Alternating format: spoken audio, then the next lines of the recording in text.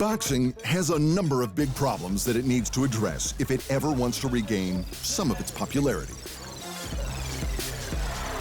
There's too many belts, there's too many weight classes, no regulated drug testing, corrupt judging. But today, let's look at one thing in particular. Today, let's take a quick look at the champion's cut of the purse. More specifically, the champion's ability to dictate terms on how much each fighter is guaranteed to make from the bout. Because it's not as simple as it sounds, but it is that stupid. Hold it tight. A lot of times you hear certain things in the media, you hear certain things from the critics, the writers. That's not true. That's totally false. Outside of traditional prize fighting, champions have to play who they have to play. In a team sport like soccer, you don't pick and choose opponents, you play every team in the season, because that's how you work out who is the best. In a team sport like basketball, the top few teams from the season then battle it out in the playoffs, and the top two teams play in the final. In 2022, the Golden State Warriors had to beat the Boston Celtics to become the NBA League champions, because they were the two best teams in the competition. It's the only way it could and should happen. Unfortunately, that's not how it has ever worked in boxing. In boxing, the champion can generally pick and choose who they want to fight, because they're the champion, or as Floyd Mayweather likes to put it, they're the A side. I've always chose fortune over fame. So it's obvious we know who the A side is. When you look up there at that banner, the first name you see is Mayweather. I'm the A side. As the A side, Mayweather got to dictate how the fight purse was split, and he was a master of taking full financial advantage of this devastating problem. What the champ means by the A side is that he has all the power in fight negotiations. There is no single body that oversees all of boxing. So the decision to fight ultimately comes down to the fighters. This makes prize fighting particularly unique in the sporting world. Just imagine the 2022 NFL League champions, the Kansas City Chiefs, negotiating to play the Philadelphia Eagles in the Super Bowl, instead of just having to play them. There would be pandemonium. How could they not play them after they'd earned the right to battle for the championship? But that's what happens in boxing all of the time. When Mayweather was champ, he was the A side, and he negotiated to fight his contenders. As of right now, we haven't spoke about nothing, but we do know I'm going to be the A side. That's what we do know. Because he was such a big name, everyone wanted to fight him to take his position as the A side and the #1 earner in boxing. So fighters like Marcus Maidana accepted ridiculously uneven splits of the purse for their shot at glory. For their first fight, Mayweather earned a minimum guarantee of $32 million. Maidana accepted $1.5 million flat. That's a purse split of around 95-5. That's outrageous. But for Maidana, that was more money than he'd ever seen, and it was a chance at changing his life. So of course he'd say yes. The fight was pretty amazing. The massive underdog Maidana came at Mayweather with everything he had and lost an aggressive majority decision.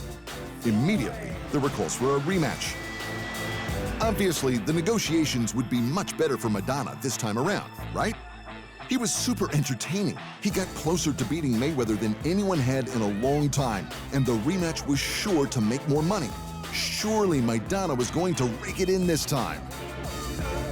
Mayweather won the rematch by unanimous decision and earned the same $32 million minimum from the purse. Maidana made a career-high $3 million. It was better, but still a 92-8 split, and we haven't even mentioned Mayweather's cut of the pay-per-view. Mayweather regularly pulled off wildly uneven purse splits like this, but he couldn't do it all of the time.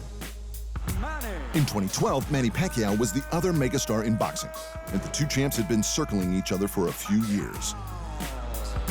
Well, like I said before, I shot the offer out there. Either you do want it or you don't want it, so it's obvious he didn't want it, so we move on to the next. The Pac-Man had demolished a series of opponents, but of particular importance that included Oscar de la Hoya, who had taken Mayweather to a contentious split decision. Miguel Cotto, who had given Mayweather hell for 12 rounds, and Ricky Hatton, who went 10 rounds with Mayweather, but Pacquiao almost decapitated him in the second. Pacquiao was a genuine superstar, and he was far more exciting. If he fought Mayweather in 2012, it would have been the most lucrative fight in history. But the problem was, they both knew it. ESPN reported that Mayweather called Pacquiao in person to sort out the details. And according to Mayweather, Pacquiao asked about a 50-50 split, and I told him no, that can't happen. But what can happen is you can make more money fighting me than you have made in your career. And he would have been right. Mayweather went on to say he'd offer Pacquiao a flat rate of $40 million with no cut of the pay-per-view. $40 million is a lot more than the $3 million Maidana got, so maybe that doesn't sound too bad. Pacquiao, however, said no. And considering that Mayweather's next fight against a much smaller name made $78 million in pay-per-view alone, you can understand why Pacquiao wanted a cut of that. That's also not to mention that Pacquiao regularly made around $30 million for fighting anyway after his cut of the pay-per-view came in, and that was no matter who he was fighting. Basically, Mayweather and Pacquiao, the two best boxers of their generation, spent years pricing each other out of a contest that any other sport would have likely held multiple times over. And why? It's a cynical answer, but they'd rather fight someone else for a little less money than risk their title for a little more money. That makes perfect business sense, but it's awful sporting sense. The best should fight the best, or what's the point? Because of this problem with the purse, boxing loses big fights between champions all the time. The unified champion Errol Spence Jr., one of the best welterweights since Mayweather and Pacquiao, didn't fight the champion Terence Crawford, one of the best welterweights since Mayweather and Pacquiao, because Spence wanted too much money. The unified heavyweight champion Anthony Joshua didn't fight the champion Tyson Fury, because Joshua wanted too much money. In any other sport, it would be outrageous to even imagine a championship team pricing themselves out of the opponent they should be facing. But that's what happens in boxing all the time, and they wonder why people don't take it seriously. Thanks for watching, and remember, if you want more fight sports in your life, just hit the subscribe button.